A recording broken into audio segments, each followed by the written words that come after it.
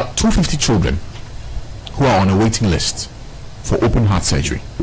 90% of them don't have the financial means to make this possible. What it means is that if no one steps in to help with these bills, these 250 or well over 200 of them would pass without them not having the financial assistance.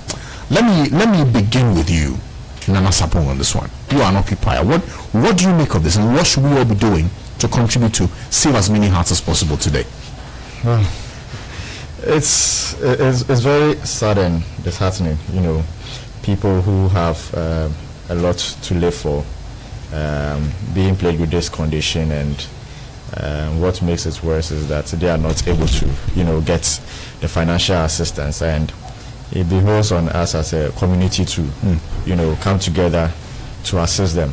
Government also needs to do its bit, and we pray that the national health insurance, if we're able to put things in place and able to raise enough revenue for the insurance, we should be able to get to the point where such diseases like this open heart, people with kidney disorders, the health insurance scheme should be able to pay for it. But at the moment, we think that as a citizenry, we should also show enough love to people like this, especially vulnerable kids who are coming from such poor backgrounds, and give them an opportunity to also live and contribute to the national development. So I think we should all provide some assistance. So do you have the support of Occupy Ghana with this? I can't speak for Occupy Ghana, but I'll speak for myself. Yes, sir. So Nana, are you helping us? I will assist, yeah. You will give us your widow's mite? I will. Okay, thank you. Alaji? Yes. You are in white today? Yes, today's Friday. Today's Friday. It means you will go to the mosque. But these children need help. Yes. 250 of them. Yes. Can you help them? Yes, we should all help them. We should all be in a position to help them. But situations like this, a touch on our consciousness, and also becomes a scourge on the consciousness of Ghanaians, because in other places, this might lead to the formation of policy to deal with these children who otherwise are unable to provide for their operations, or whose guardians or parents are unable to provide for financial support for their operations. And so when you were introducing the topic, I sort of thought, did I hear that there was a foundation known as Mother and Child? Mother and Child? Yes, Mother and Child Foundation. Yes. So what is the Mother and Child Foundation doing? I thought that this should be something they could take up to raise resources to have these children undergo operation. Yes, you are doing a good job, but you should do it in collaboration with established NGOs like Mother and Child and the Ministry of Health. See how, like he said, how do we tweak the National Insurance Authority levies or funds to ensure that such children whose parents can otherwise or will not be in a position to provide for their surgery are taken over by the national insurance. After all, it's insurance. And why do we say it's insurance?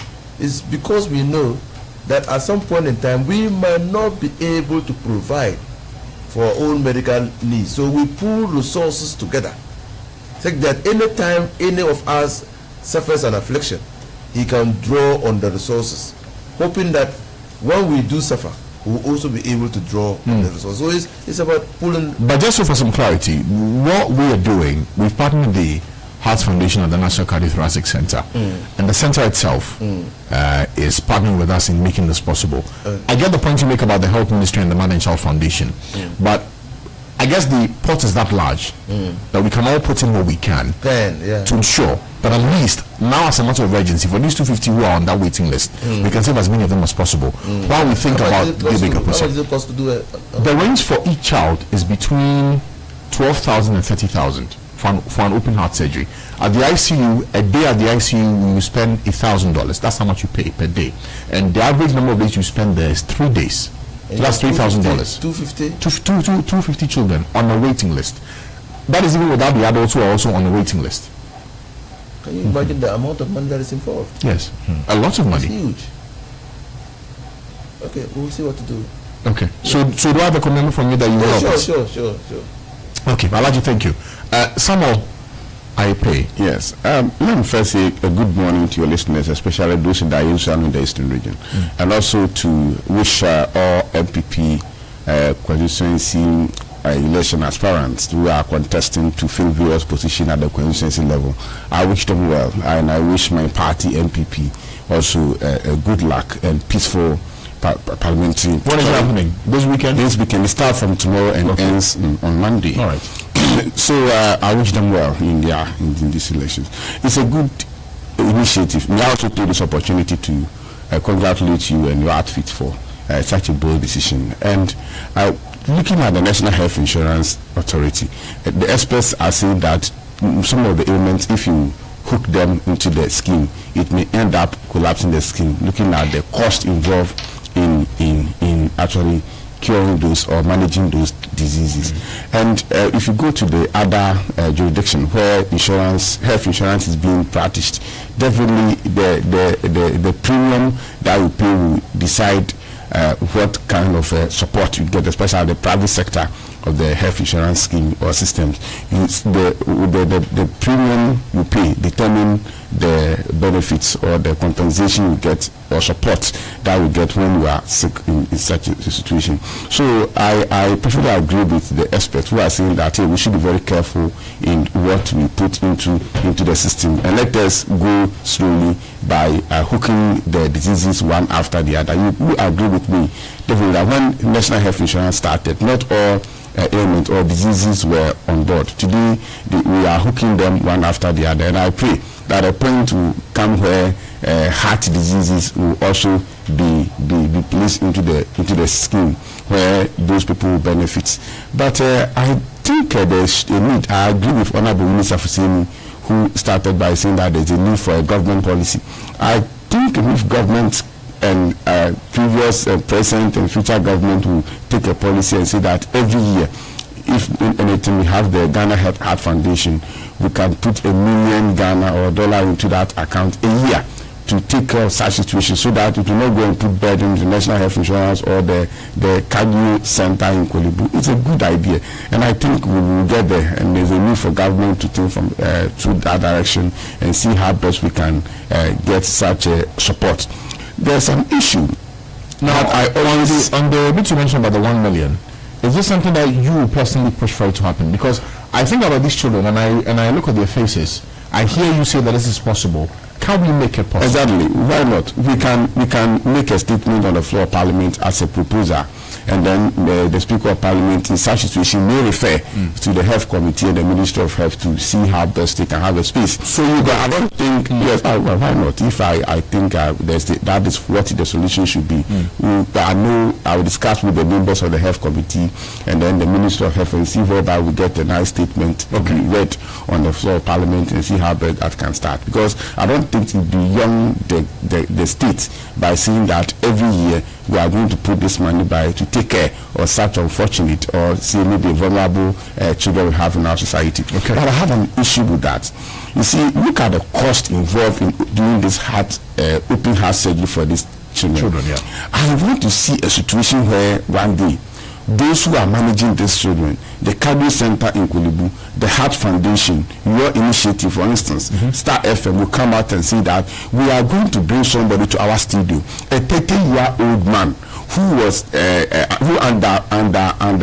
who was operated, had a surgery, an open heart surgery in 20 years ago, and he's still there, he's surviving, he's doing very well. You see, this will also encourage people to contribute, to donate, to support. That's right. Because I was a teacher in a junior high school. One of my kids went through this thing, and less than 3-4 years, he fell, collapsed, and died. So some of us will have an idea that it's a venture or money that we are going to put into this system we're going to gain. Let us see the survivors. Is this something that, because there's a perception also out there that once the person is operated upon, the longest life that he can live is between 5, 10 to 20 years. If it is true, then why do you think you have to spend so much for the person to live for only 5 years? So parents at times also don't see the need to spend so much on their children for them to live for only 5 years and then they die. So some of them and to abandon them, leave them to their fate and all that. So let us have evidence. Let us see that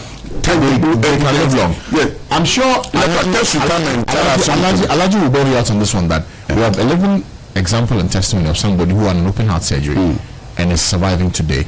Mr. Chris Akume. Okay.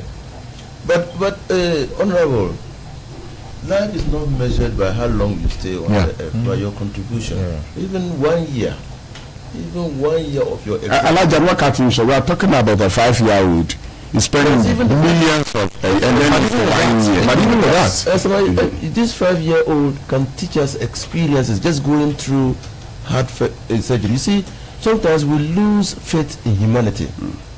The 5-year-old, after having gone through it, can show us humanity, what it is in a human being, and restore our confidence in humanity. And so the life that we want to save, you can never tell. Even 1 day of a person's life. But I'm not against the fact that my point is that the perception out there must be eroded, so that people will find the will to contribute, to donate, to support the idea.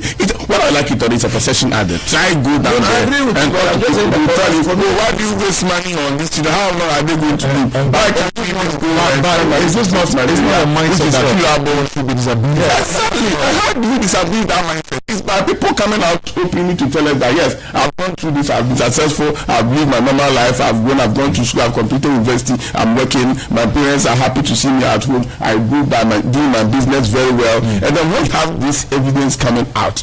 It will motivate people to contribute. That is the position I'm going in Ghana. We should really disabuse that mentality, because look, it's like we prefer to spend so much money on a person's funeral than try to let the person enjoy a little bit of life that he's supposed to have.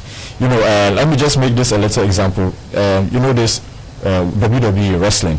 There was this little boy who had cancer, and the boy was a very big fan of that wrestling program.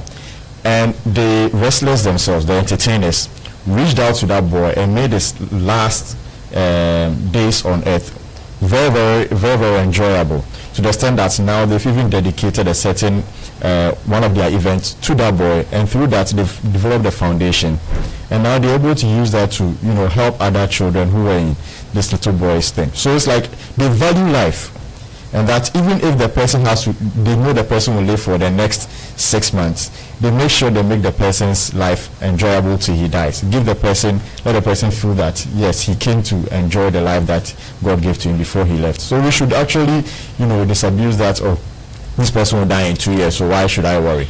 No, we should value the life of each and every other person. I mean, it's and he's right. You see, and so many at times in our homes, Nana, you see that we abandon sick persons because we quantify the investment we are going to put to restore them, and then we do a net balancing.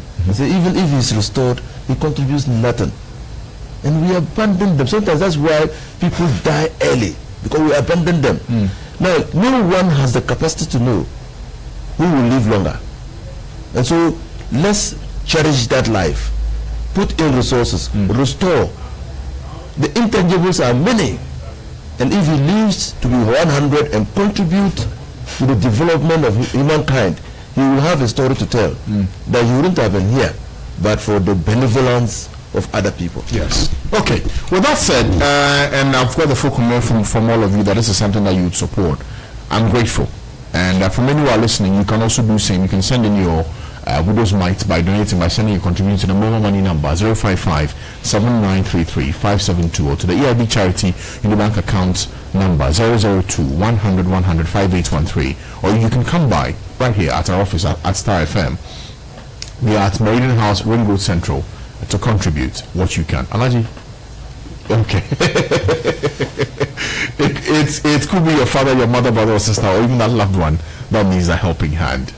Be a good citizen and join the Heartbeat Project today. It's an initiative of Starr 103.5 FM with support from Live 91.9 FM, and GH1 television.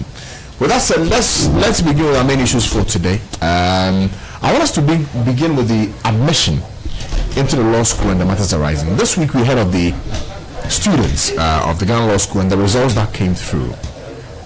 Quite a high number of people failing their exams. The students are aggrieved. They're saying there's a problem with how the exams was marked, and for that reason they want the papers looked at again. The board that marked that exam should be scrapped. There are many who are also of the view that it's time we take a second look at some reforms when it comes to legal education in this country. Alaji, you are a lawyer. You've been through the Ghana School of Law. Yes. What do you make of this development with these students? Admission to the law school, the exams that they've written, that there's been this high level of people not passing, and all the problems that are coming with it. I think basically, my brother, there is some consensus that something fundamental ought to happen at the law school. What is wrong there? Everything is wrong there. Everything? Everything is wrong at the law school, presently constituted. Now, the law school, the General Legal Council through the law school, has been instituting some policy measures which are not founded or backed by law. One such is the establishment of the Independent Examiners Board. You look at LI 1296 and the Legal Profession Act. There's no creature like that. Okay, now the Ghana Law School presents 474 students for final examination. Less than 20% of them pass. Now the obvious question is, were these students taken through interim assessment while they were in school? Were they given quizzes? Were they given assignments? What was the mode of assessment of their preparedness for the final examination? Then the students are saying that there's a disconnect between those who set the questions and those who teach them. Then that leads you to ask, what syllables do they use? Is there an agreement of the syllables that they will use in teaching the students? Because you can't be teaching the students on the particular syllables, particular base syllables, and then the examiners will be examining them on different syllables. So that's why I said that there's a lot to it. Then you have Professor Kweku Asari's suit at the Supreme Court, where he was even challenging the legitimacy and constitutionality of the examination and the interview. It comes out clearly that the law, as presently promulgated, does not recognize examinations and interviews. So for me, the failure, the mass failure at the Ghana Law School brings to the fore the need to probe and investigate what has been happening at the law school. And when I went to the law school, I went to the law school from Legon. I had done the LLB in Legon. There was no CV. There was no interview. I had made... Which year was this? In the year 1998. There was no CV. There was no interview. There was nothing. Immediately you got into second year at the University of Ghana, Faculty of Law, you knew that what you ought to pray for is long life and work hard for a good grade. You were going to end at the law school. Just like the Ghana Medical School. Immediately you do your biological sciences, University of Ghana, first year, and pass, and get into the medical, get to start medicine, you will end at Kolebu. That was a journey. Now, so yesterday in Parliament, I was discussing with one of my colleagues, who was a colleague at the faculty. He said, you know what, at the faculty, and that time it was only one faculty in Ghana, University of Ghana Faculty of Law, and they admitted 100 students, and then at the end of the year 40 read LLB, 20 were given an opportunity to combine, so they got BA Law, but so they combined with other subjects, but the 60 got into the law school. Now, but Ghana needed many lawyers, so when you look at Act 32, it says that those who don't have a degree in law, okay, will have to go through prelims. So do the contract law, the commercial law, and all the other subjects that you have to do to qualify to go into the professional course. And that was the reason why the Ghana Law School was established. That was the reason why. Now, today, the Ghana Law School is a regulator and a player, an actor at the same time. I mean, a referee is wearing number 9. So how do you determine an outside goal? That's the problem. And that's why we have said that. And I have said, and many of my colleagues in Parliament have said that, look, I think it's about time that we started looking at the law school itself, how it was constituted, how it was established. What was the mandate in 1960 when it was established? How can we tweak the system to make it relevant, more relevant? We need more lawyers. The Attorney General's Department is crying. I just read in the news that the General Legal Aid Scheme, need more lawyers, 23 lawyers. The institutions of state have no lawyers. You go to the district assemblies, no lawyers. I mean, you just look at all over the country. We don't have MPs. We don't have lawyers. Nothing. We don't. There are no lawyers. Now, if there's an opportunity to train more lawyers, we should train more lawyers. Okay, but I have just one simple question. The analogy you gave when you went to the law school was that once you finished at the University of Ghana, it was like automatic. Once you passed, you were just going. Yeah. But from that time in 98 up until now, there have been many, many other schools that teach law. So what do you the Ghana School of Law has remained the only faculty where after your LLB, you go for the study. So is it that for all of us, we forgot that things will change and that growth will come and that we will need a certain kind of expansion of our infrastructure over the years? continue? Quick answer now. No. We just tipped in the past. In the past, we failed to see the reality that even University of Science and Technology, that was established as a premier science and technology institution, is not teaching law. Then University of Cape Coast, that was established to train the teacher corps, those who educate us, is not teaching law. That's Zenith University, which came out of the blue, established by a private person, is teaching law. Ansar Sari, who up to now, I don't know why he's resigned or retired from the law school, who was teaching civil procedure at law school, former director of the law school. He taught me civil procedure. I left before he became former director. Now, he has a school. He's producing lawyers. All these lawyers cannot get space. Even when we're there, the maximum number of people that could be at the law school at any given time was 200. Maximum. 40 for prelims, 40 prelims. One, that is first year prelims, those who came through Makola. First year prelims, second year prelims, 40. Then you had 60. 200. Maximum. So how do you deal with 3,000 students? But that is the opportunity. That's why I say competition inures to the benefit of the consumer. Any service that is provided, if there's competition, the users of the service benefit. A sport for choice. Okay. Nana, your thoughts on this? Yeah. I'm an engineer, right? And you enter KUST, you have to go through the normal processes to be able to study to be a civil engineer. But once you enter, it doesn't necessarily make you a civil engineer. Yeah. You cannot walk around brandishing that you're a civil engineer. You have to earn it. You have to earn it.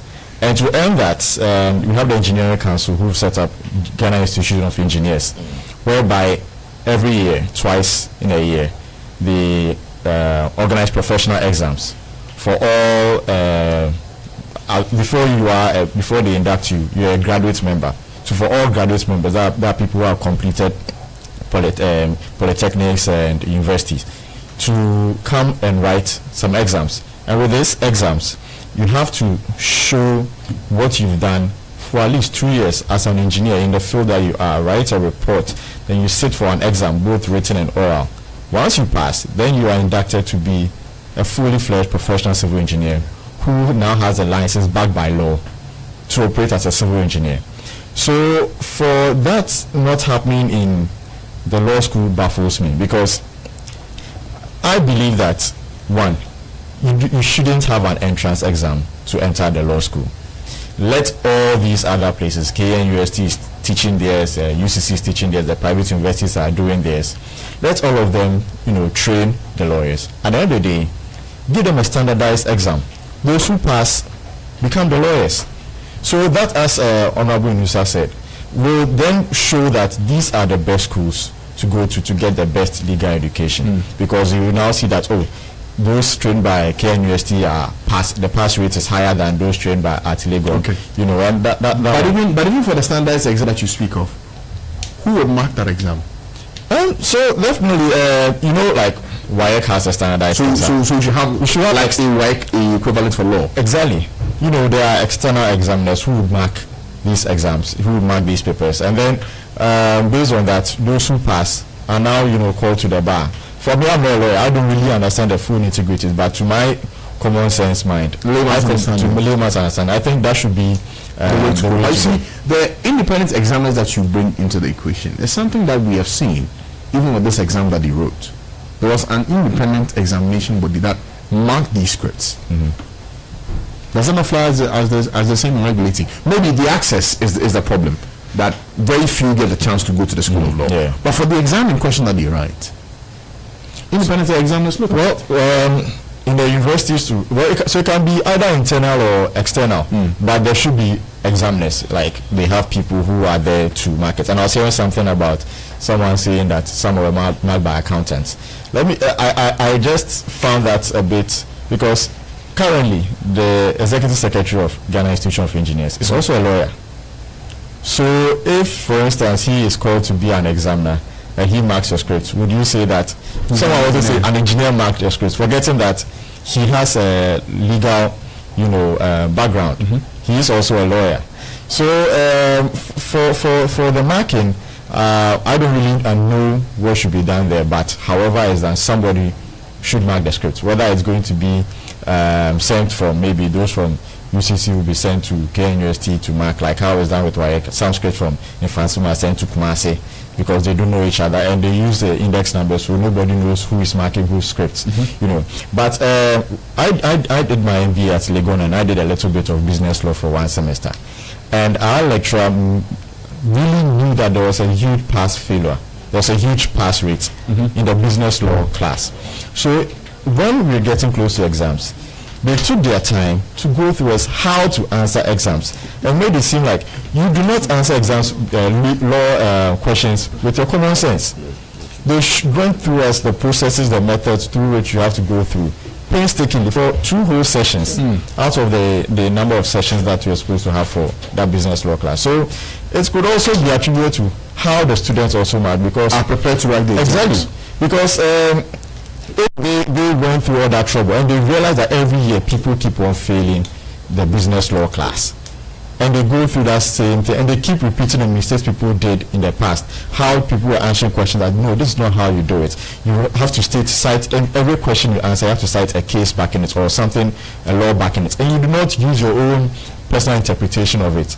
You know, you have to keep backing it with cases, and if you don't do that, and sometimes you can blame a little bit on how people write, you know, shorthand and all these things. You know, they could also add up, because knowing how lawyers are with their English and all that, if you're writing and mistakenly start using some shorthands in there without even realizing, I'm sure definitely to annoy somebody and just mark you down. So it can be both ways. Okay. Mr. Samuel, I pray. I simply don't understand how we should do this to ourselves as a country. I disagree partially with what Nana just said, because these are lawyers. He's talking about experience as an engineer or an MBA business students who want to do law. I did automobile engineering, and I did 2 semester law, 2 in Accra Polytechnic, 2 semesters. Yes, because you are not a law student, you'll be coached, quote unquote, as how to answer law questions and how to cite questions. But these are people who are already law based. These are people who have gone 4 years, having 3-4 years with law, and I don't understand why the Ghana Legal Council want to do this different from other professions. For instance, if you have nurses and midwife council, what they do is that they add what they want you to learn in the school, the nursing school that you attend. So when you finished, they will conduct the examination and give you a pin. So if you attend a private nursing training school, you pass that school's examination as a nurse, but you don't have a pin to practice unless that school register you to write the midwife nursing council examination, and that syllabus for the examination will be given to the school that you attended for them to teach you to go and write and pass. Why is it that one school wants to set up their own school, ask you to come to their school, they put restrictions for you to enter the school, and after after that. They will teach you and tell you 10% fee. I was at Accra Polytechnic when Professor Nana Babachi was the writer of the Accra Polytechnic. And then in our class, we had a Russian trained lecturer who was teaching us in mechanics of machines. Very difficult course. I wouldn't do mechanical engineering. Mechanics of machines, difficult, very difficult. And then less than 10% passed. The man was nearly sacked. The prof called and said, "No, look, I'm telling you one thing. If less than 10% pass your examination, it means you did not teach the children, the student what you are supposed to teach them. So the lecturers must also be blamed. The school must be blamed. These are lawyers. Except that they are not professional lawyers. But they are trained lawyers. They are lawyers who have got 4 years training. And who tells you some of these lecturers at the Ghana Law School are the same lecturers who go to the private law schools to teach. You can teach them. And because of the parents, they have smaller size of class, and teaching is more efficient than the law school where you said you have taught them and you have failed the examination. So it is important as members of parliament. Honorable, you are member of the we should get an ally to restrict them. You see, what we have to do is that they have to, if we set up a law school, Ghana Law Legal Council should give us their syllabus. What they think they want the people to know, because you've done the law. What is left is how to practice it. So they should add it to all the law schools. So the last year, your final year, or the last 2 years, you add that syllabus into what the school is teaching you. So that at the end of the day, they will send exam questions to that school. Then the students will write, and when you pass, you get a pin that will let you practice as a lawyer, as is being done by the Medicine and Midwifery Council. So also, as he said, we are an Institute of Engineers. If you want to be a member, go and write the examination. They will not set up a school, restrict you from entering the school, teach you, set questions for you, ask you that you have failed. Rather, they say you have gone to school to study engineering. Fine. You want to be a member of our association, which is a legally instituted institution. So come and write this examination. If you pass, you become a member. We give you. So even before you write the examination, you have to student engineering to have a student membership. Yeah. Then when you complete, become a graduate member. Then if you want to be an associate, a member of the association, you go and write the examination, and when you pass, you become a member. If you don't and want to remain as a graduate member, yes, you can practice, except that some institutional employer can insist that I want to have your card as a member of Ghana Institute of Engineers. If you're a graduate student, somebody is a full-blown member of the association, you may have an advantage over you. But that doesn't mean that you cannot practice as an engineer once you have a graduate membership. So it is important we look at the legal school again, the Ghana Law School. I think they are enjoying some monopoly that is not helping anybody. Who tells you go to Gambia? I have a classmate who I completed school with Accra Polytechnic. He's now working with the Gambia Port and Harbour Authority. He's a Gambian, and I've been having discussions with him about this issue. Go and find out the number of Ghanaian lawyers trained by Ghana law schools who are in practicing in Gambia. Go to Liberia, Sierra Leone, go to the US. You see, so who tells you that we don't need more lawyers in this country? Do we say we train graduates to work in Ghana alone? Are you saying people come out from law schools and their duty is to work in Ghana alone? Also, go to these assemblies. By law, we should have lawyers in all the 216 assemblies in this country. How many of them have them? As parliament, committees, parliamentary select committees and standing committees must have lawyers. Parliament should engage lawyers to assist us in our various committees. Parliament cannot get one lawyer per member of parliament. At least committees must have lawyers to work with. Do we have them? Ghana Legal Council looking for lawyers. You see, so the idea that when we push more people into the law profession, it becomes so common, and then we see that kind of. Let me bring this up. You see, you have brought in a very interesting angle to this. In all of this, there's been talk about standards that are falling when it comes to the quality of lawyers that we have in this country. And we've heard this argument come up a number of times. Is that a way of justifying screening who goes through the door or who comes out as a lawyer at the Ghana School of Law? Or it's a case of development catching up with the plan and they're looking for means to manage the situation before it goes out of hand? First, we have only Ghana Medical School in Lagos, isn't it? Now, KNUSC have a medical school. now University of Medical School, UDS and medical schools. And then if you like, go to the hospital, see these young medical doctors that are coming. There's even probably one in let me tell you, the ICT system they use, and I don't want to say some are even better than the old doctors who produce some good. So you can increase the number and maintain quality. Who told you that when you increase the number, you are reducing quality? It depends on how you do it. You see, so the idea of let us restrict. For instance, they have a marking scheme. I don't know whether it is a pass or marking house or a parking scheme where you have to write 6 courses.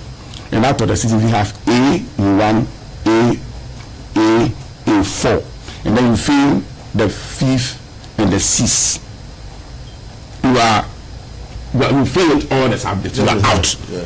Meanwhile, somebody can say, I'm a constitutional lawyer. Yeah. So if you have A in constitutional law, and then you fail maybe commercial or criminal court, they say you have disqualified. The person comes out and he will restrict himself by practicing constitutional law. So what are you trying to say? Somebody have A in constitution and a legal practice and say because he didn't pass the other one, so we want to restrict. Meanwhile, who mark the questions? And the students are saying that, okay, we say we have failed. Even WAEC, that a prepared examination for BC, they come out with the examiner's report for a BC student and the teachers to read and know where and what happened, so that we can prepare next time we prepare our students to make the corrections. So bring our skills, bring the examiner's report. Well, that we did not do well. As my brother Nana just said that maybe the way we answer questions, we don't cite good cases to support our answers and all that. Bring it, let's have a look at it. Let us have a remarking. And they start a remarking fee at 3,000. Know very well that most of the students will not get 3,000 to go for remarking. You see, some of these things, it baffles my mind. So can't you take a political decision and say that, hey, Ghana law, send your flower to the various law schools, let them write it, and then you come and write information. If they pass, they become members of the association, or they have a professional license to operate. I think as a country, we are not doing fair to ourselves. There's a need for us to correct this. There's a need for us, if we think we have so many lawyers, let's choose some and export them for money. For income, who tells you that countries like Liberia, Cameroon, and other English-speaking countries in West Africa and other African countries don't need more lawyers? They need. Some can't even have the capacity to train. Okay. So we must expand and train them, and let them. If we don't need them in Ghana, we shall assist them to go and practice somewhere and give all the returns. Come back. Now, let me come to you on this point. I know there are many, and this week as we were treating this issue, a lot of things came to light. Apparently, there are some who finished their LLB, and because of the challenge they know at the Ghana School of Law, they use another route. They'll go to another country, Rwanda, maybe Nigeria, maybe US, UK, join the bar there, and then come down here to Ghana, write an exam, and then they are able to practice here. Is that healthy for us? So that's why the Ghana Legal Council should also make sure that, General Legal Council should make sure that our people patronize our own system rather than go somewhere to go and pay the fees to those countries and they just come back to write that exam. So the General Legal Council should look at the current times that we are in. Whatever reason for which the Ghana School of Law was set up in the past, if it's not suiting the current times, they should review the whole system and let it suit the current times, so that we can have more people, get more lawyers passing out to assist. If you go to the audit service right now, the number of lawyers there, they virtually have, I think, only one lawyer in their legal department. And we need all these lawyers in the various district assemblies to help the Auditor General in his work, of this surcharge and disallowance. So if all these people are not in the various assemblies, that will make the work difficult for him. So I think the General Legal Council should review, how things were done in the past and let it suit. Do you think the Ghana School of Law has the monetary competence to build many more of such facilities and teachers? And I ask this question because for remarking, you said you pay 3,000. Those who go for the 1 year at the Ghana School of Law, they don't pay anything less than 10,000 Ghana cedis. The exam that they write, the entrance exam, each person pays 400 Ghana cedis, at least for last year.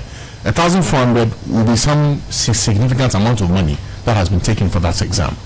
Can the Ghana School of Law, and by extension the General Legal Council, take a decision that, look, we admit we have not lived with the times. Let's build many more affiliates across the country in the universities where the law is taught, so that right after they are done with the LLB, they can move in there, learn, and pass out as lawyers. But those institutions are there and they are ready, to do that.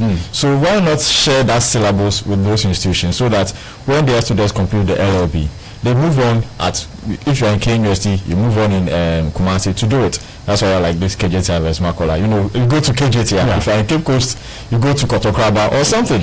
Expand the whole thing, but don't let everybody converge to Makola. I'm not cutting short. I disagree with the fact that the Ghana Law School should expand.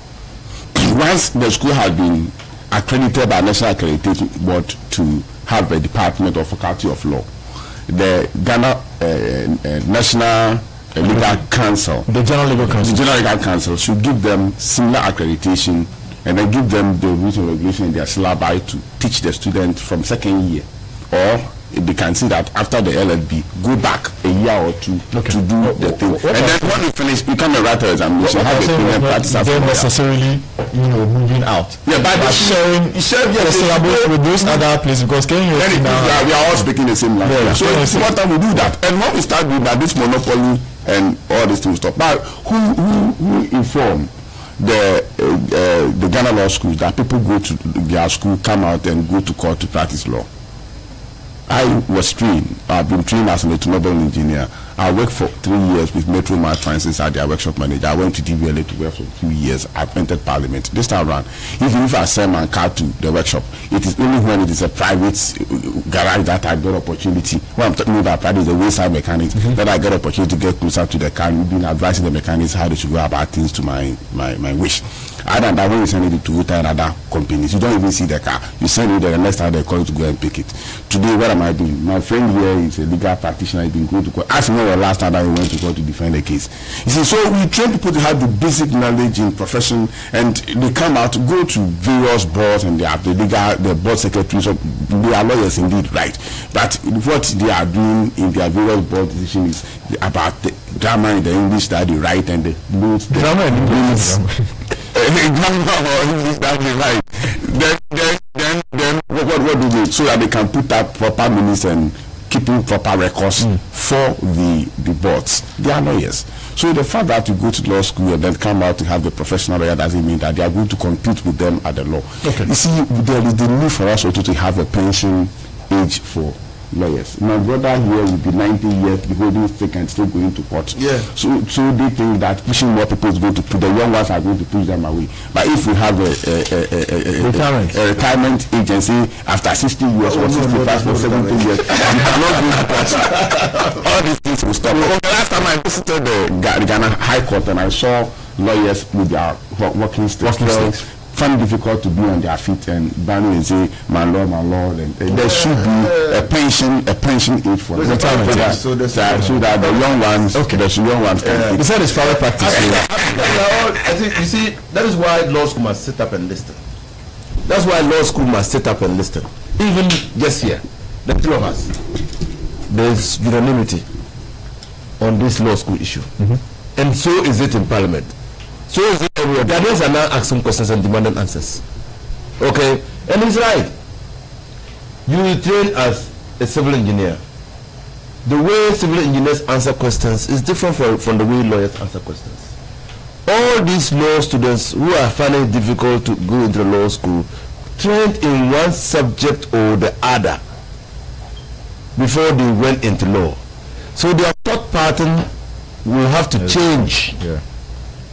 When I completed the law school, I was sent back to the University of Ghana as a TA, and my work was just that time that they introduced the post first degree to get those who have done history, political science, and other subjects to start thinking like lawyers.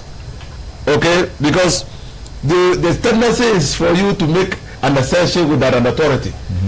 Okay, and then you are fine with it in political science probably, but you cannot be fine because somebody would have said that, so you need to acknowledge that person in your answer. Okay, so yes, like he said, so what is the thought process? What is the teaching process that recognizes this difficulty, challenge, and is attempted like they did in your business law to do the same? Like my colleague IP is saying, for us, for everybody, opening the frontiers for lawyers is good. It's good. No one can convince me that it's bad. It's good. You see, and I've said the lawyers, the law students, and law students are junior faculty. When we're in Lagos, graduate students are junior members. Junior members of the JCR. We used to call it, they used to call us JCR also. Yes, we're junior members of the common room, junior members of the common room. Junior members of the common room. Yes, so just the same, they are junior members, they are in the process of becoming lawyers. Why do you want to create a situation where someone has started on the journey, willing and able to complete the journey, then put impediments on his way not to complete the journey? I just don't see it. Is it wickedness or what? I mean, wickedness is when you set examination and less than 10% pass. That's wickedness. Okay, so with that in mind, and Alaji, I'm thankful you're raising this point. Will you throw away the current LI that's currently before you?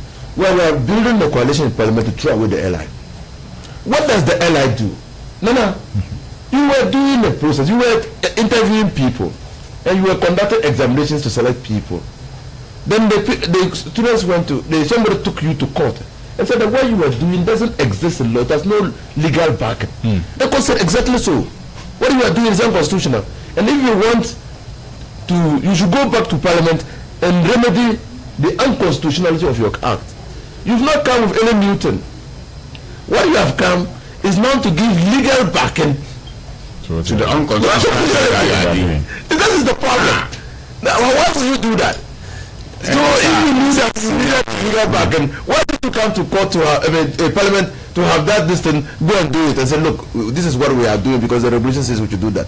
You do something, you set out to do something which is illegal. Your attention is drawn to it, and now you have come to court to legalize the illegality. You set out establishing an independent examiners body without legal backing. Your attention is drawn to it. You come to court with LI 2253 to legalize it. Ex facto legalization of an illegality. Okay, so you are saying that a coalition will be built to throw it out. But if, and the GS has made that point, that if you don't allow this LI to mature, they can't admit students this year. Well, how do we deal with that conundrum? It's better. No, it's not even true. Why? You have said it.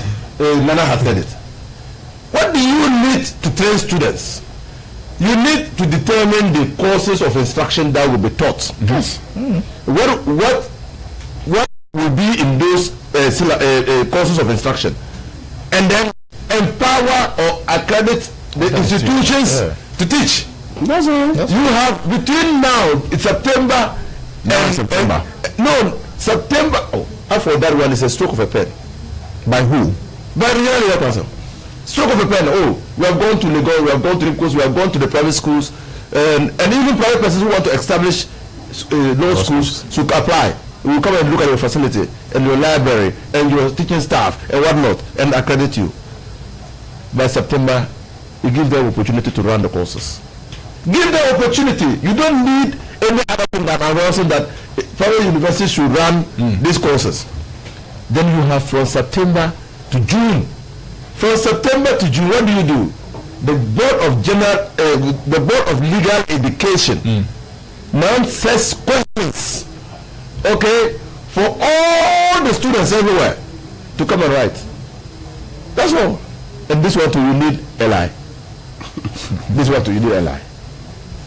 Interesting. 18 minutes past the radio morning, so we have been discussing the issue to do with legal education, admission, the exams, the fail rate, what has to change, and the reforms that are required for legal education in this country.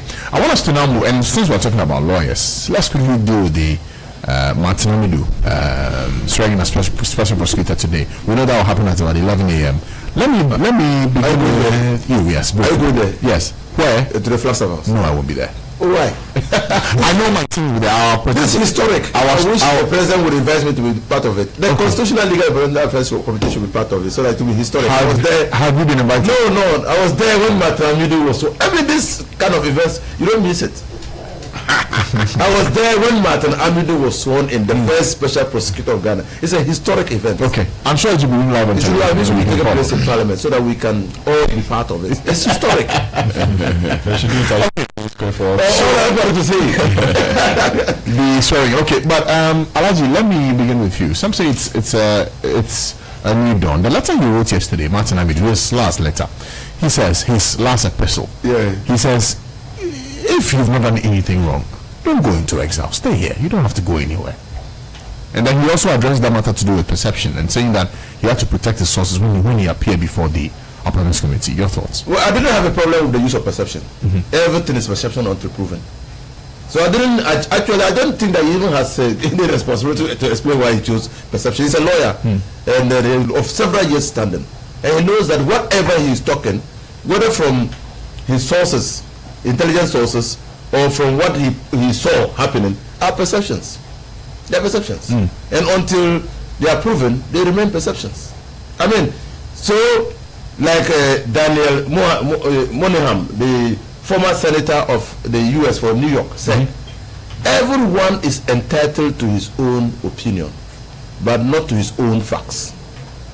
Okay, so that is his perception led to some formation of opinion, but as for the facts, they must be established, and they can only be established by a properly constituted tribunal of fact to determine whether those perceptions are indeed real. So I didn't have any problem with the use of perception. What I mean to say is that if you speak in Dagbani there, if you have not looted the state, you don't need to run away. Say it in Dagbani less here. I was to come work a gura, I can convey that money. Okay. If you in the market, if you are seen running away from market women, and the market women are crying that someone has stolen their saltpeter, I mean this kawa, you would be the first suspect because you are running. And if you don't steal, why do you run? You understand? So that's what, it's just the ban he's spoken. But he should not, you see, let's stop talking. I thank him for saying that this is his last epistle. He shouldn't have even written it. He says his parting letter as citizen vigilante. He's now moving to special prosecutor. No, so he shouldn't have even written it. Why? Because, I mean, we've vetted, we've approved him. He's already moved into what is left for him to do is to take the instrument of office, and that's what he's going to take today. So to all intents and purposes, subject to the decision of the Supreme Court, he's already on his way to becoming the special prosecutor. So whatever he says, whatever he does, will be put under very serious scrutiny, and so he shouldn't have. But Matamide, you can be sure that he would have written. If he hadn't written it, probably he would develop hernia. So for me, he should move away from those things and concentrate. The Ashantis have a proverb that I love. They say, "Kasa bebre nto oponko ana what is it? Too much talk doesn't buy you a horse. You have to show by deed and by capacity what you can do to possess the horse." So now, hopefully by 11, he will be given the instrument of office. He should set up into establishing an office that will endure. His personal prejudices must be kept far removed from the office. Okay, then we are looking to fashion out an office that will meet the reasonable and legitimate expectations of Ghanaians. That whoever takes our money inappropriately without cause should be made to suffer the penalty for it or refund the money. And so that is what he's seeking. Well, that's what we want him to do. We have said that, and we are unanimous in that. We have said that corruption is like tyranny. It destroys the people. It makes people not realize their potential. It deprives the state from the opportunity to bring development to the people. It impoverishes people. That's what corruption does. And it's a threat to the enjoyment of our fundamental rights and liberties. That's what corruption does. Okay, so if we set out, and the development assistance that comes from our development partners a year pales into nothingness if we look at the amount of money that we lose as a country to corruption. And so clearly, if we do the net balance, you see that fighting corruption, if we say we want Ghana beyond aid, fighting corruption alone can lead us there. Because we will now have enough resources in this country to be able to pursue our development agenda. So yes, I've said it when he appointed Matamidu, that was probably a masterstroke. And to be honest with you, talking to our development partners, the diplomatic community, and the NGOs, before the appointment of Matamidu, people were beginning to be suspect of the commitment of Nana Addo Dankwa Akufo-Addo to fight corruption. But now that he has appointed Matamidu, that confidence has come back. I mean, no less a person than Rawlings himself has said that, look, he now believes that the president, Nana Addo Dankwa Akufo-Addo, commitment to fight corruption. Now, what we have to do is, after the instrument of office, to give him all the necessary assistance to set up the office and insulate his office from political manipulation. Okay. Nana? Yeah. First of all, I want to congratulate Mr. Martin Amidu on this appointment. And I mean, what he says is true. If when dry bones are mentioned, old ladies begin to shake. And as Keke Kabogo said, running away, nobody tanodo. So if you've done nothing wrong, I mean, you shouldn't have any fear of, it's like driving your vehicle with your right insurance, your DVLA, everything intact, and you drive by a police. When you get there, you can even look at the policeman and greet him.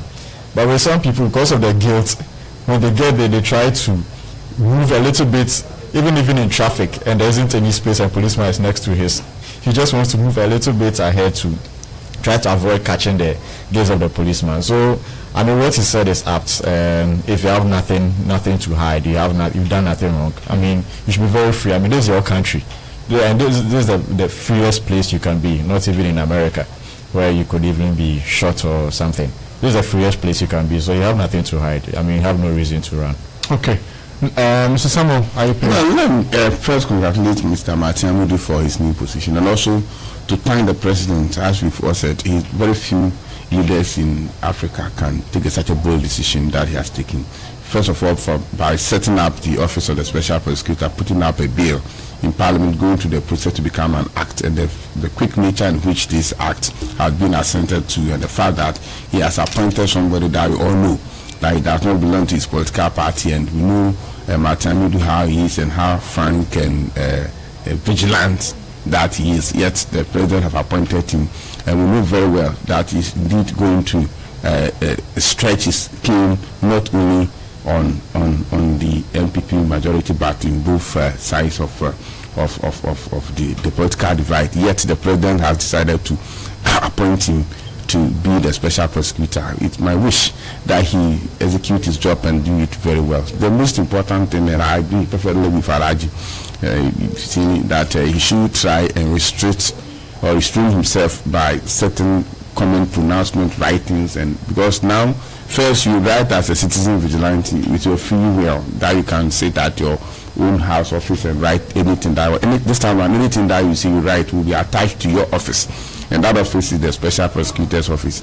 So you should try to do. Some incident happened in Taifa 3 years, about 10-12 years ago, in a situation where I've lived in Taifa for about 20 years. We set up a watchdog committee where armed rebels were disturbing and do this in Taifa.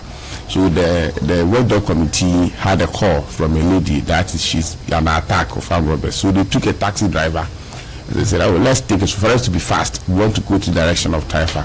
So they took it out. I mean, the watchdog committee took it out. At the same time, the woman also called the police patrol team. So all of them moving to one direction, they met. And then when the police saw the taxi, they stopped the taxi, they saw the watchdog committee members, and then they did not tell the taxi driver that we are watchdog committees and blah blah blah. So when they stopped and the police started asking questions, the taxi driver started running away. So he was quickly shot and killed by the police. And then the leader of the watchdog committee confronted the police, trying to prove to them that they are not armed robbers, they are watchdog committee. In an attempt to show his ID card, was an ex-serviceman having a pistol in his pocket. The pistol fell, and then the police opened fire on them and killed all of them. You see, because the taxi driver decided to run away at the point that nobody was chasing him. Look at what brought to them. So if you haven't done anything, don't run away. But Martin Amidu must take his time. He should slow in his writing. He should study the office that he's been asked to go. he should try to take his time. He's now going to have his deputies and board and also staff. It is an office. It is not something like Martin is going to teach them and say this every writing group and then the social media people, he will write and people will comment and he becomes happy. This time around, you are going to work with a board, you are going to work with a deputy. And the deputy, the way the deputy is being appointed, looking at the LI, show clearly that the powers between him and the deputy are almost same. Except that you are the boss, because the deputy is going to go through the process as you've gone through all this. So it is not something that I have appointed. It's not the president, the vice president. The president cannot serve 1 year and say they have sacked you. In other jurisdictions, the constitution permits that. In our constitution, you contest the election with the vice president and you've been appointed by the party before the contest. So it's an integral part of your administration. It's difficult for you to sack. So Zimbabwe cannot happen in Ghana. Yes. So the vice president is integral part of it. You can decide to pay the way of your day-to-day administration of your office. You can sideline him, but the most important thing that you cannot sack him. Per our constitution. So also is the deputy special prosecutor. So as we wish him well, as we want him to discharge his duty, as the perception, the corruption perception index is being reported, that yes, these are one of the pillars that is going to help us to reduce corruption. We wish him well, but he should try to hit slowly in his writings and his pronouncements, since some can take it against him. You see, so he's now not a citizen vigilante, but rather special prosecutor for the office of the special prosecutor. Thank you. Okay, that leads us to our next conversation about the corruption perception index. It was released, widely circulated yesterday. We're given lots of reasons as to why we were ranked 81st out of 180 countries. The score we had was 40. The last index, the number was 43. The score was 43. Now we are 40. We've been dropping. Per the statistics, this is the poorest number we've had ever since we started getting our rankings on the CPI. Nana, let me start with you. You are an occupier. Before I go to Alaji and some like who beyond everything belong to political parties, the APP and the NDC. Nana, what do you make of this corruption perception index, and how do we begin to, as a country, frontally deal with corruption? Okay, I was at the launch of that program, and interesting enough, the Auditor General too was there. So when the announcement was made, many people were not happy, but I wasn't very, very much surprised, in the sense that, one, it's the perception of people who have been interviewed from various data sources on how they saw or thought about corruption in the country. So is it a true reflection? In your view? In my view, one of the main issues leading up to the 2016 election was corruption and cases which were not dealt with to the satisfaction of most Ghanaians, and that was why the new government was brought in, people hoping that they will now deal with issues which were unresolved. And with them coming in also, we heard some of them making certain allegations in the media about when they came to this office, this person spent this was the amount of money left, this was that, so it sort of created an impression within the 2017 that there was a lot of corruption. So I won't be surprised if somebody was interviewed and he said that, okay, how do you feel about corruption? He says that, well, there's a lot, based on what he's heard on the radio. And also the dealing of the corruption. A lot of people were really expecting special prosecutor office to be set up.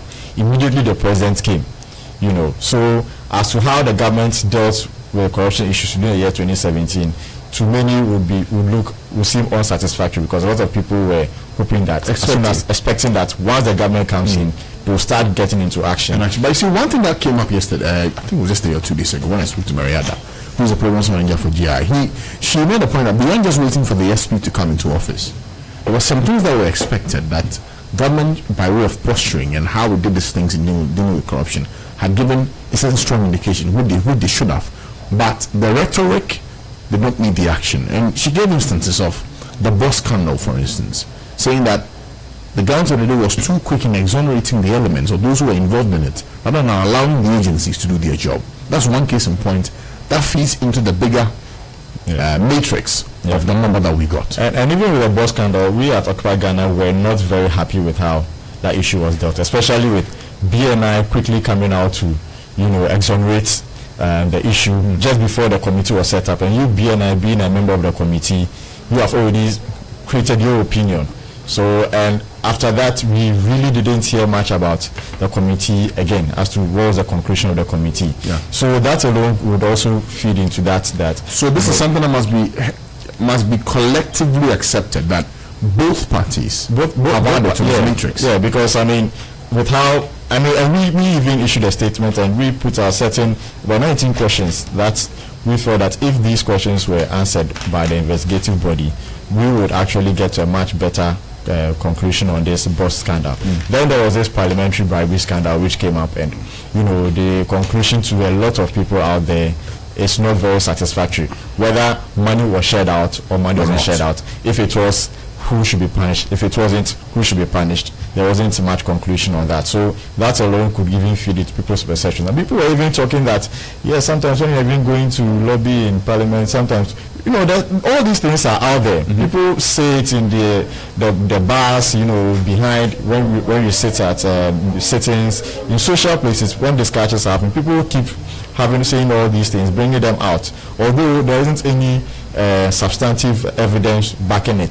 So once this is, and it's a perception, definitely to feed into that sense that, how we thought that corruption would be dealt with under the government is not going as quickly as we would expect it. Okay. And the expectation was high. So I wouldn't be surprised. I wasn't surprised at all by this figure. But I'm hoping that the institutions, like, for instance, setting up this paperless port, trying to reduce the human interface, the special prosecutor coming in, the auditor general making a lot of, in recent times he's made a lot of pronouncements about how he's going to deal with issues that he raises in his audit report. And I don't think a lot of people really may have heard that as at the time that they were being interviewed for this. So I'm hoping that in the coming years, maybe this year or next year, once these things are put in place, maybe people begin to have the assurance that something is being done about corruption. But if you look at the year 2017 on its own, you wouldn't get the sense of feeling that a lot was done, in attacking the issues of corruption. All right, Samuel Ayepe, before I come to you, Alaji, on the issue of this index, we've heard government say, and by extension, the NPP say that largely this matrix is more of what happened in 2016. In 2017, you can't hold us to it. Many of these things that were corruption related happened in 2016. But the GI says there's a part of it that you share. Yes, yes, because looking at the figures used, I have a challenge with their methods. But the most important thing is that the perception out there is. What's the challenge you have? The challenge I have is that, let me take this scenario, where we have inflation, what goes into the inflation basket to strike the average. If you look at the report that they put out there, you see the areas that are put into the basket for what they call the source and the score. Yeah, so I would want to see a table where the source and the score for 2015, 2016 are the same source or score for 2017. Because if we don't do that, at the end of the day, we may not have some consistency in the striking of the average. At the same time, government put out policies to fight corruption, and the policy that we put in place will not yield dividend the same year that we put out the policy. Here they inherited a government that they say is one of the most corrupt on the globe, and we have to put up policies to stop and prevent some of this thing from happening. So the lady who addressed the press conference mentioned it. If you look at the daily heritage that I have here in my hands, stated clearly that he said that yes, there's a program or the project like the paperless port system or the special prosecutor that we put in place, the digital address system are policies that can help reduce corruption. Can help to reduce corruption. But looking at it now, when we put up those policies, you are not going to get the results today. It will take some time to yield dividends. It will take some time to see clearly whether those policies are actually fighting corruption. But how do you also do that part of show it? clear? So just to add, how do you clear up the issue to do with what this government added to the matrix I'm coming of the corruption? I'm coming there. Yes. If you look at it clearly, there are issues that have been mentioned that the Transparency International thinks that it is what has added to reduce our ranking. Meanwhile, they also pick some of the issues from 2016, the bus branding and blah blah blah, that are also being rolled on into the 2017. Well, it was for 2 years. But if you listen to them carefully, the woman is saying that when a government put up policies to fight corruption, it takes years to yield dividends. So if this government in 2017 put up measures to reduce corruption, we may see that in 2018-2019. This shows that in 2015-2016, prudent measures were not put in place to check corruption. That is why we are seeing the dip in 2017. You see, that is where it's very critical. I think you get my point. I get it. If the government and you fail to put up policy to reduce corruption in the previous 2-3 years, if the perception is taken, those policies that you fail to put in place will show each other years in subsequent years. I get that point. So let's see what happened in 2018 and 2019. And then of course we can say that every government is not fighting corruption, because you can't get in 2017 fight corruption in 2017. I was just from another network before I entered your studio, and there's an issue, debate I think one of my colleagues MPs from the minority side. He was talking about the situation where we see that people submit claims and those claims have been rejected. He is of the view that that those claims were prepared by the current government, though the projects were done or the supplies were done in the previous 2016 by who presented the claims. Now, and then review was done by Auditor General, and then the refusal, the Auditor General or the internal auditors refused to approve payments. We must understand who awarded the contract, who prepared the claims. He was accusing the present government from. But the fact is that what you did previously will show if you do anything without a try to me. Some of my colleagues will not agree with me. There are certain things that the previous government did that its dividends will show today, and you must pat their shoulders by giving some credit. At the same time, if they have done something that is wrong, that is showing it helped. They might be prepared to accept the bill. But you see, I get that part, and you've made that point very eloquently. But there was a question I asked. For the elements that were highlighted by Transparency International, GII, or the things this government did in 2017 that adds to the corruption matrix, how should it be dealt with such that the dividends of those actions don't begin to raise head again in 2018? Example. And I will mention this bust issue. I've not been happy with the way the whole thing has been handled. I have to be frank with you. But look at what was happening at Bust.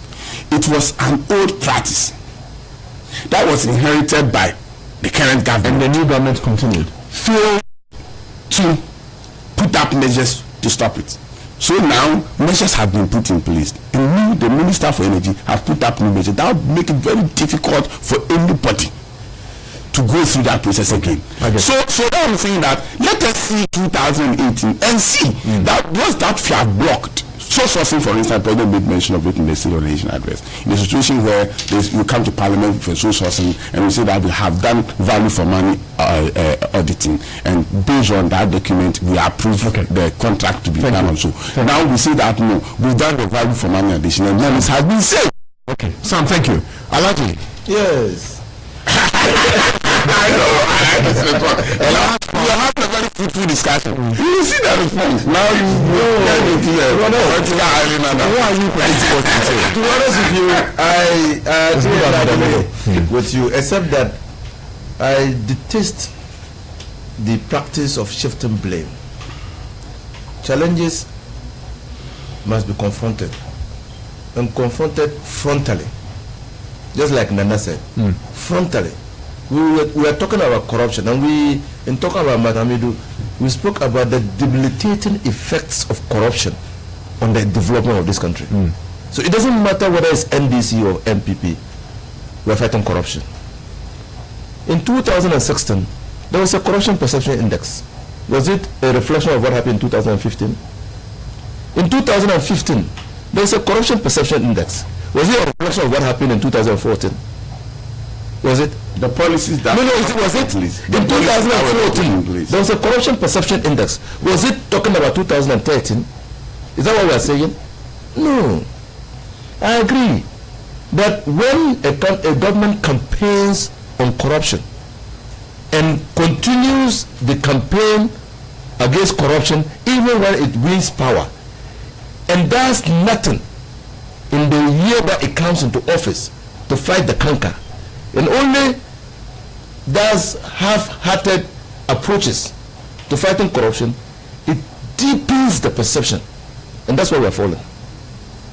That's why we are falling, because the whole 2007 government was still interested in talking about issues of corruption that had happened in the previous administration. They were just talking and nothing more.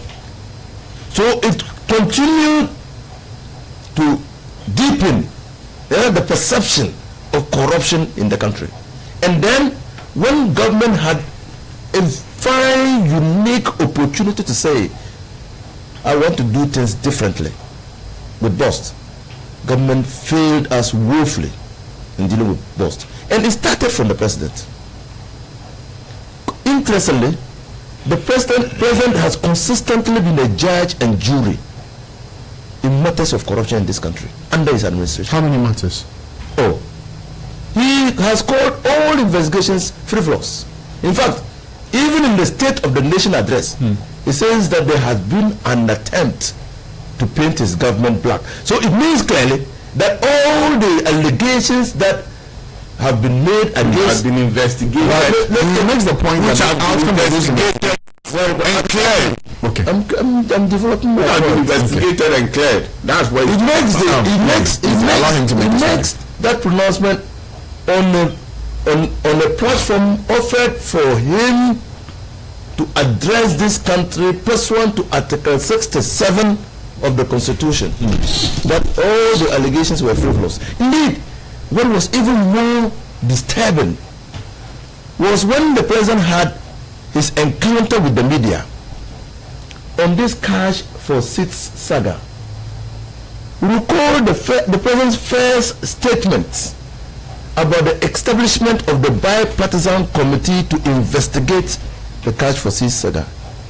He derailed the committee and said that the matter will come to nothing.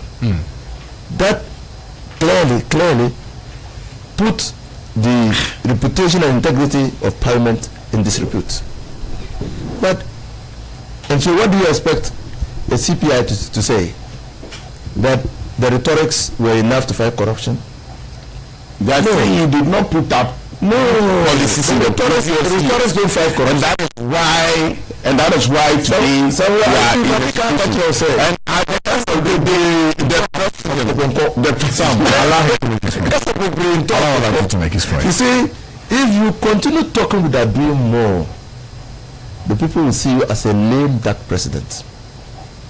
That's what happens. And so there will be a free fight for all, a free fight for all. Yes. So you have established the Special Prosecutor's Office as a public office of state to fight corruption. Now my worry actually with that office, and I hear people, even journalists allegedly keeping state cars, will be referred to the special prosecutor. Someone fails to come to work early, he will refer to the special. Nobody has said that.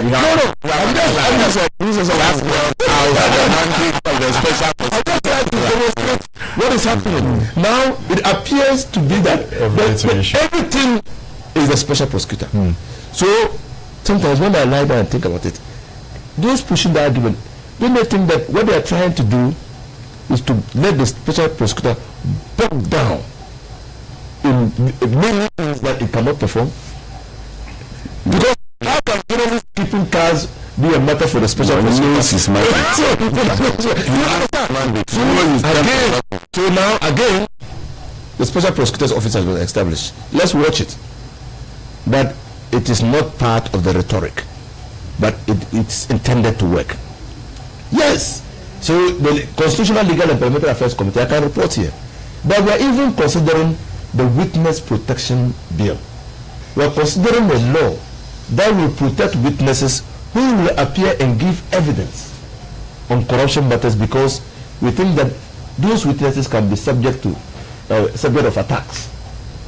All that, if we allow it to work, it will send the right signals to people not to be engaged in corrupt activities. So the institutions by themselves will not fight corruption. It's the powers and the leverage that will give to those institutions. But it is that way, my colleague, that first year, you see, history teaches us that the present depends on the past. The future depends on the present. But the first year in government, we have dropped 11 places. No, it's only okay. Places in terms of government. Yes. Points. And even Senegal is performing. Because Senegal decided to put up good policies in the previous year. Yeah, many people are now ahead of us. Yes. You understand? Yeah. So we need to catch up. We have a catching up to do. Yeah, that is why we are putting our policies together. Yes. So let's not. The uncharacteristic haste to blame and allocate blame to previous administrations must stop. Okay. Nana, I just have one simple question for you. Yeah. Could Transparency International, because of what we're seeing, where it's a 24-month research, so the NPP says, oh, it's the first year, we put in interventions, but never mind what happened at Bost, we still put in interventions. And he says, don't blame us. Don't stop blaming us. Fix the problem once you have it. Will the GIF have helped that is if they are made it clear for 2016 how those issues form a part of the matrix of the number that we got, and for 2017 how those numbers added to the matrix, so that everybody gets his own share and then we know how to move on. That would mean that they should publish their full report on how they were able to gather all this data. And I think at the program, the executive secretary of the GII did mention that for 2016 the data sources were from three places. Three sources, but for 2017 there were nine, of which two of them were from 2016. I think we shouldn't really be battling about whose fault it is, but what really matters is that right now, what do we do? The thing that's happening in the past, we must protect what is happening now. If there's something in the past that was wrong, let's deal with that one also, because it would be in a form of complacency for the current government to be thinking that, oh, all these things are happening in the past, and that might even lead them to even be blind to things which may be happening now. Because you still hear people, we talk to people who deal with various offices, and they still are complaining about some things which are going on within the public sector. So, like what? Oh, I can't mention. These are private conversations that I've had with people. Like what they see to be going on within the public sector, which seems to be hindering some of the things that they would want to do. So it's better that the government currently does not rubbish it. That was a mistake of the previous government, usually rubbishing criticisms which are coming in, and that really did lead to their downfall. If you keep on rubbishing it, you may end up in 2020 like what happened to the previous government. You pick what is there, you learn from it. Okay, this is 40. We are already putting things in place, but we shouldn't be complacent. The allegations that we've made in 2017, which has even helped boost the perception, how are we dealing with them? Because we heard a lot of them. A lot. They came out, cars, Cocoa Boy CEO came out with stuff. And people are not really hearing what the government is doing about these allegations which were made. So instead of laying blame, you've made an allegation. what's the next step? What are you doing? The outcome. Okay. You know, we just don't leave it at the allegation for people to think that is the previous government, because people actually have that perception already that the previous government was corrupt. Now you have come in, you have seen some things, and we are not seeing you doing so much about it. So do not, we should not be dwelling about whose fault it is, but let's rather move forward in fixing it. Yeah, I agree that your time is up, but it's important that we also make this thing clear. It's important that government has put up certain measures. Which you made the point, I've made a point that we are going to look at it, and these things will the yield their dividend will start to show their heads in the subsequent how do you call it reports. Thank you. That's Samuel Ayepe, the chairman of Parliament's Transport Committee. I know that this conversation can continue for some more time. Ines Hussein Alaji is the MP for Tamale Central. Samuel Ayepe is the chairman of Parliament's Transport Committee and MP for Anyusan in the Eastern Region. And Nana Sapong Ajimambedu is Occupy Ghana. Unfortunately, we're out of time. Unfortunately.